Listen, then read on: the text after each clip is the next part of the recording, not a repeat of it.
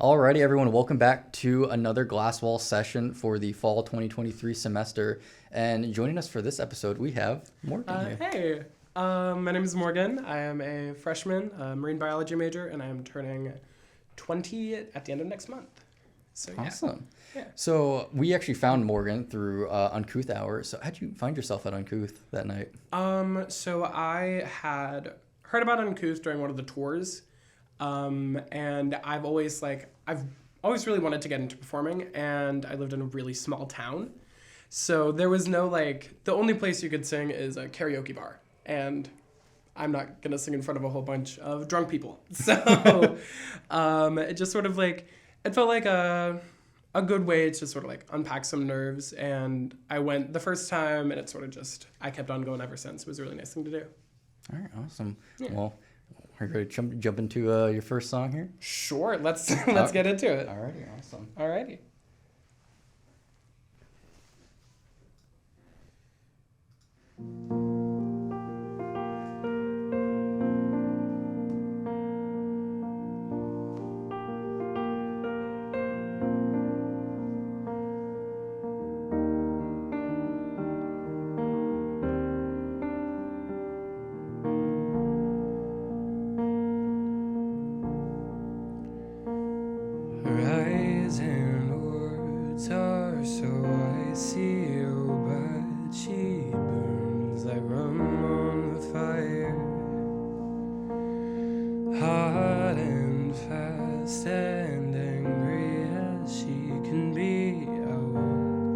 Days on a wire. It looks ugly, oh, but it's clean. Oh, mama, don't fuss over me. Way she tells me I'm hers and she's mine. Open hand or closed fist would be fine. Blood is rare and sweet as cherry wine.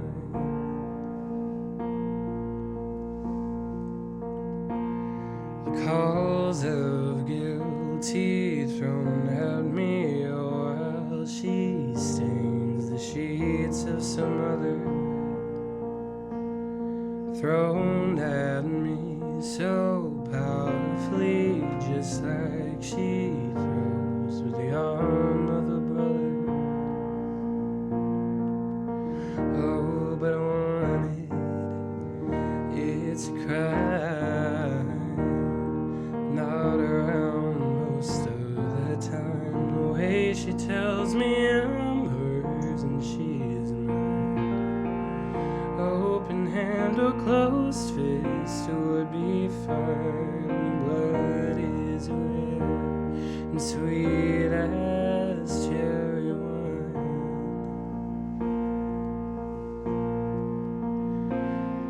Fight and fury's fiery, oh, but she loves like sleep to the freezing. Sweet and right and merciful, I'm all washed. The tide of her breathing,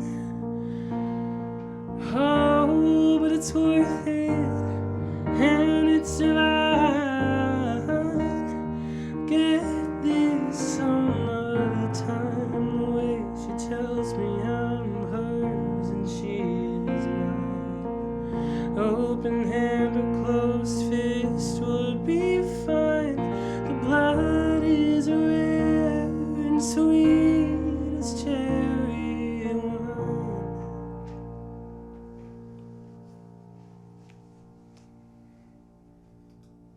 Alrighty, man, that was incredible. Thank you. I appreciate it.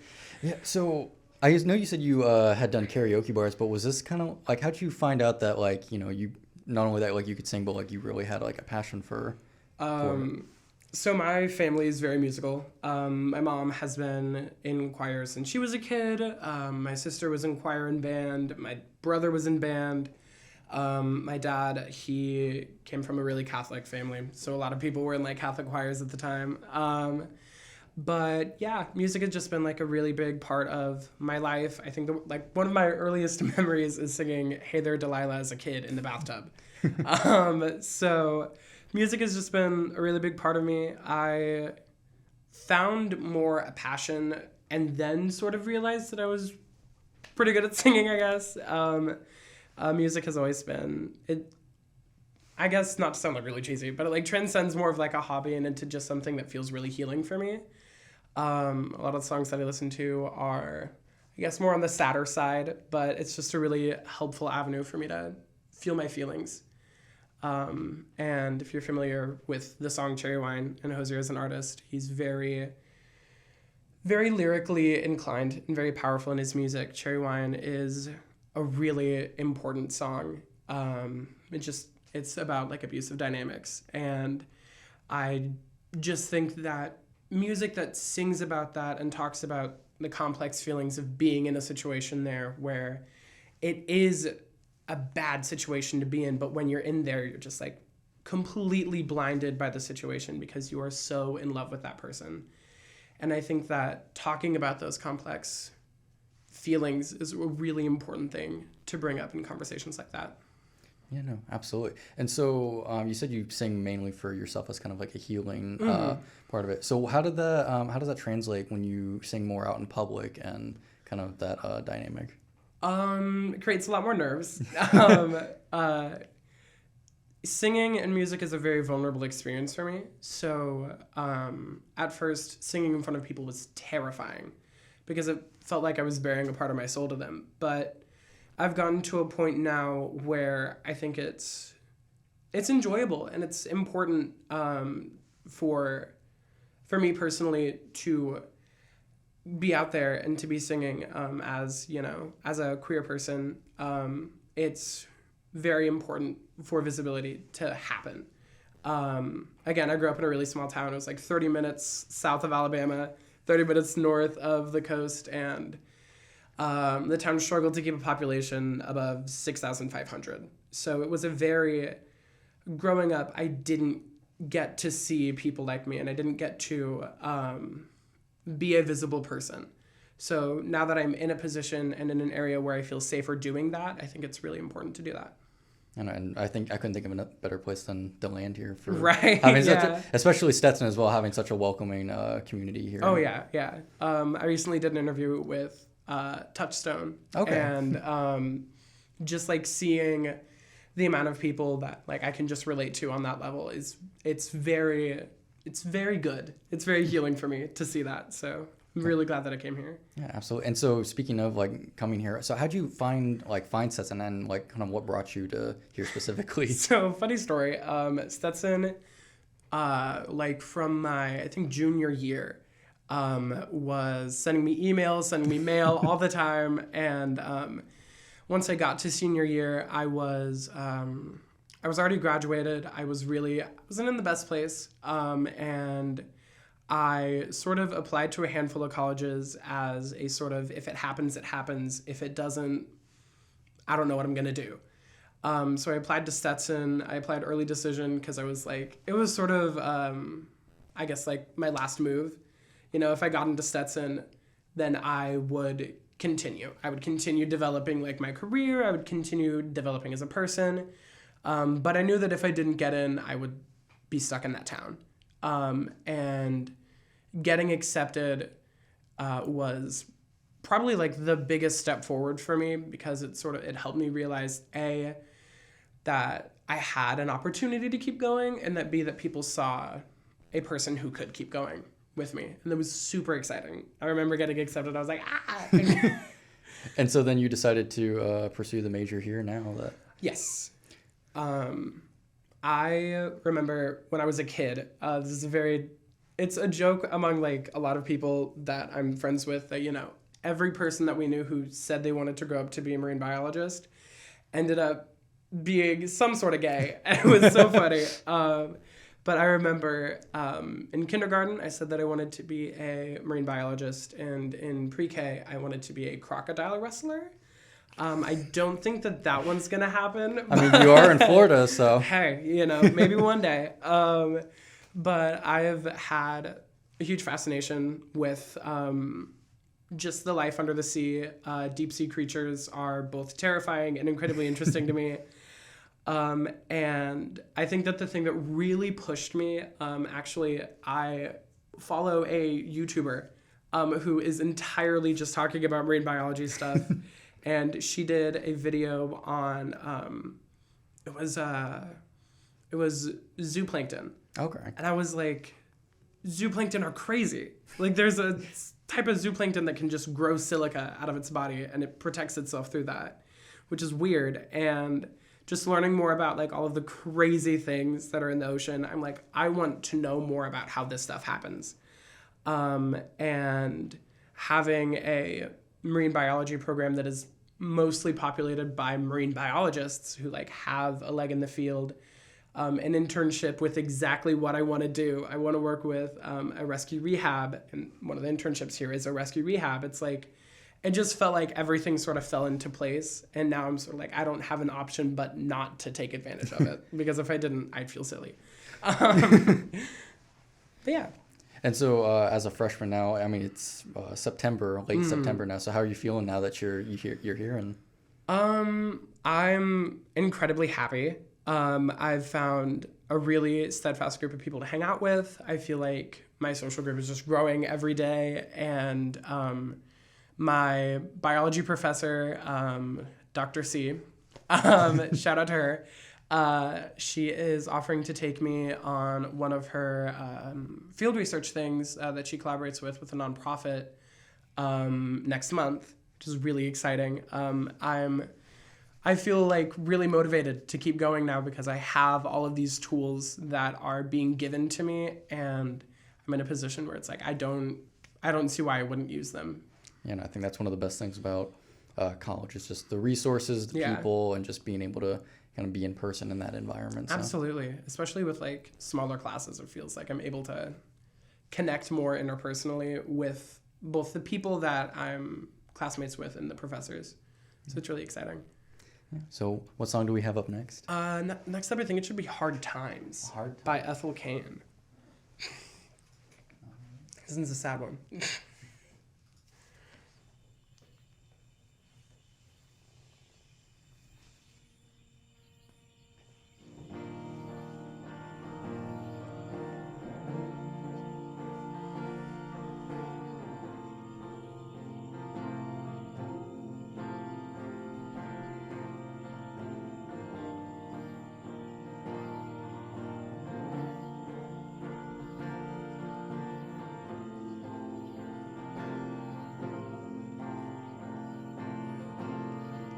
Hide me there under the leaves, 9 going on 18, lay it on me.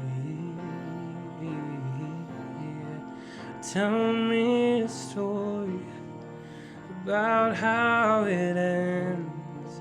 You're still the good guy, I'll make pretend. 'Cause I hate this story where happiness lives and dies with you. I thought good guys get to be happy. I'm not happy. I am poison in the water and unhappy. A little girl who needs her daddy real bad.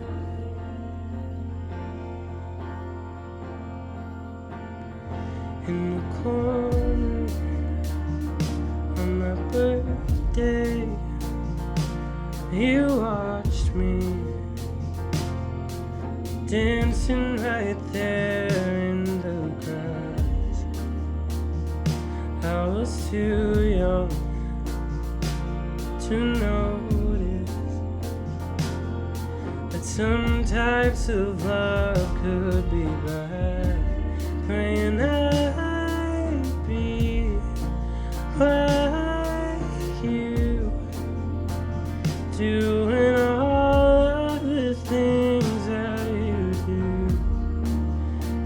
I still do, and that scares me.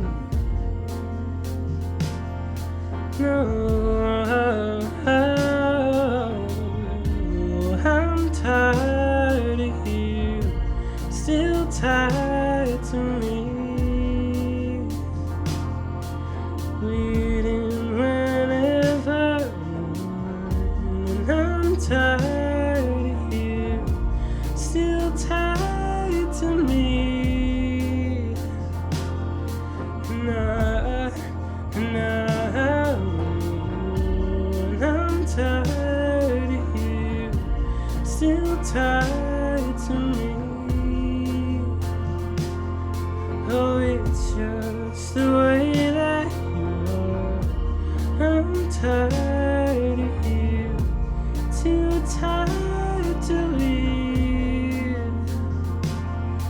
And I'm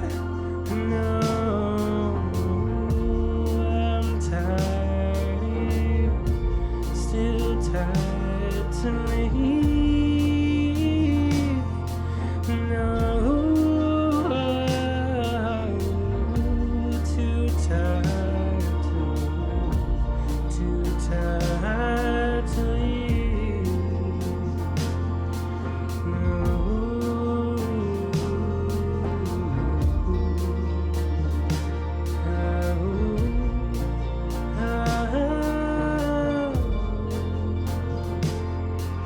It's just the way that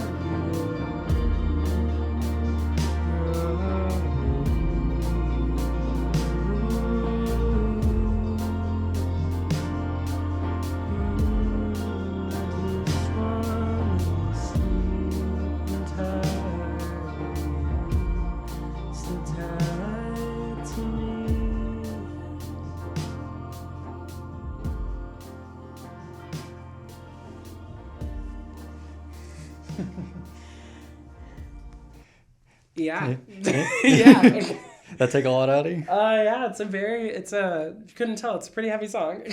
Yeah, I was gonna ask. You know, you sing with such emotion and such gravity. Is that something that you kind of constantly want to, like? Is it very cathartic for you to just kind of sing these all the time and just kind of bring that out constantly? Absolutely. I, especially with songs that feel so personal. Ethel Cain, I have a huge connection with her music. It's very narrative based, and it covers a lot of ground that is a very lived experience for me. Growing up in, she herself grew up in Tallahassee, and a lot of her music talks about the complicated relationship of growing up in like a Southern Baptist area and being a trans woman. And that song specifically, within the narrative, is talking about her relationship with her father. And I remember the first time that I sat down and listened to that song, it was late at night and I had the window open.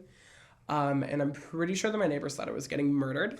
But that song, it's very cathartic. One of my favorite touches about that song specifically is the cicadas in the beginning. Mm-hmm. Because, again, I grew up with a lot of cicadas. But yeah, that song is just, it's a hard hitter. But I think it's a very good song. Yeah. And so has kind of your journey as a member of the LGBTQ community kind of been like something that you put at the forefront of your singing, or is that sort of something that's always kind of like how do you see that relationship? It is both constant in everything that I do, because it's a very inescapable part of me. And it is both something that I want to uplift, but also at times sort of subdue. I think that it's incredibly important to share the stories of people who, both the joy and the trauma of growing up in that sort of environment. But at times I want to I don't want to distance myself from it, but I want to have both parts of myself show in my art, both the inherently queer and political side of me, and also just all of the other parts of me. So at times I do wish to have that sort of separation. But at the same time, I recognize that it's something that I can't escape necessarily. Not that I want to, but sometimes it'd be a little convenient. Yeah. Especially now, I'm sure nowadays sometimes it feels very, very scary to kind of come out with that. Oh yeah, it's that's why I, especially now, am trying to uplift myself more. Just because I recognize that a lot of people aren't in my position. A lot of people aren't in an area where they can safely have these conversations, or they can safely be out as people. And I feel like that's why I want to start being more blatant with myself and being more out and being more proud of it, because I know that me, like back in middle school or back in high school, would look at where I am now, and if I weren't doing that, they'd be pissed. they would not be happy with me. But yeah. Yeah, I've heard the phrase, especially living in Orlando and or living around Orlando pride, and I've heard the saying that pride in the community and pride in general isn't just about being a person in the LGBTQ community, but like pride in yourself. And do you feel that's kind of like how you feel whenever you kind of live your life, or is it, and also just with your music too, you just feel that sense of kind of pride with? Yeah, I feel like pride as a concept, whenever it comes to queer people, it is both, as you said, pride within the community and within yourself. And I think that means honoring everything about yourself, even the parts that you don't like to look at. There are parts of myself that, like, not only just like from a gender perspective, but also just from like a person. There are parts of myself that I'm not proud of, but I need to remember that every part of me comes together to create the person that I am, and that I should be proud of that person, because I'm making steps that I never thought I would. And I'm just incredibly happy with where I am now. And I need to remember that like every part of myself got me there. Absolutely. Yeah. So we have one more song here. We sure do. Yeah. Not a Lot, Just Forever by Adrienne Lenker. Love it. Love it. Yeah. Alrighty. Yeah.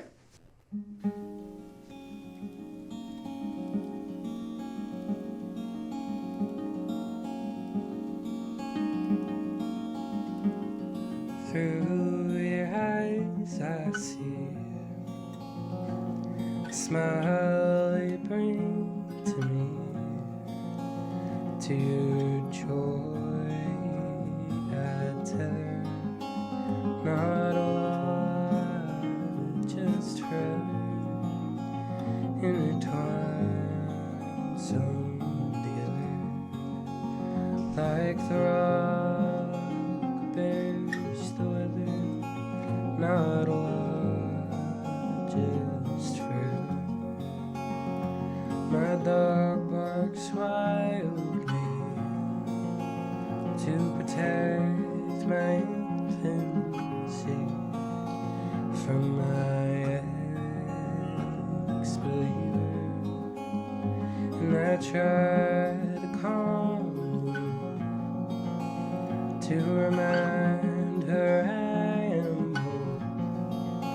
She still tears at my sweater, not a lot, just forever intertwined some together, as the wind bears her feathers, not a lot, just forever. Your dearest fantasy is to grow a baby, and I could be a perfect mother, and I want to be your wife, so I hold you to my life, and I steal your letters, not a lot, just forever intertwined some together, as the rock bears the weather,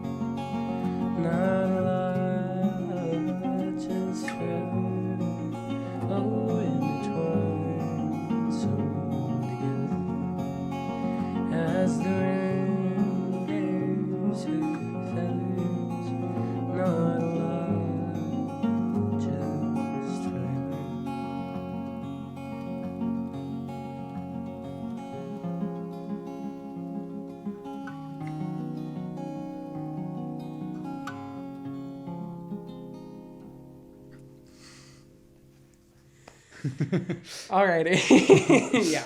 A little bit of trail on there. No, that's always fun. That's Gotcha. cool. So, what made you want to sing that song? First of all, I played it for some of my friends who I'm going to be sending this episode to, and it makes them cry. So I got you. But also, it is a very, I feel like it's very accurate to the way that I experience romantic love, in the way of I am a very all or nothing kind of person. So that sort of line of not a lot, just forever, that is the name of the song. Sort of like I don't have a lot of needs. I don't have a lot of wants. I just want devotion. And that song really sort of plays into that idea of like there's so much that there's so much small things that happen. The rock bearing the weather, the wren bearing the feather, like just growing with somebody and changing with somebody and experiencing life for a long time with somebody just feels very intimate and real. So I chose that song because it makes me feel things about that. But yeah. Alrighty. Well, Morgan, it was a pleasure to have you here Absolutely. for our glass wall session. So where can we find any of your work, or are you on social media anywhere? Not now. My friends have been pressuring me to get onto social media. Social media scares me. But I am currently starting, do not hold your breath, on making a solo music project. I do not have a timeline, do not have anything like that, but I am starting something. So keep an eye out for my name, I guess. Not to be confused with the Texas Chainsaw Massacre character by the same name. Didn't know that there was one, but yeah. Okay, there you go. Alrighty. Alrighty, and so if you all want to hear more glass wall sessions and find more about What Radio, we are what.radio on Instagram, and so our overhead media organization, Hatter Network, is also there on Instagram. So Morgan, thank you again, and Thank you so we'll much. hopefully see you for another episode maybe in the future. Maybe. Alrighty, thank you all for watching, and we'll see you on the next one. Thank you.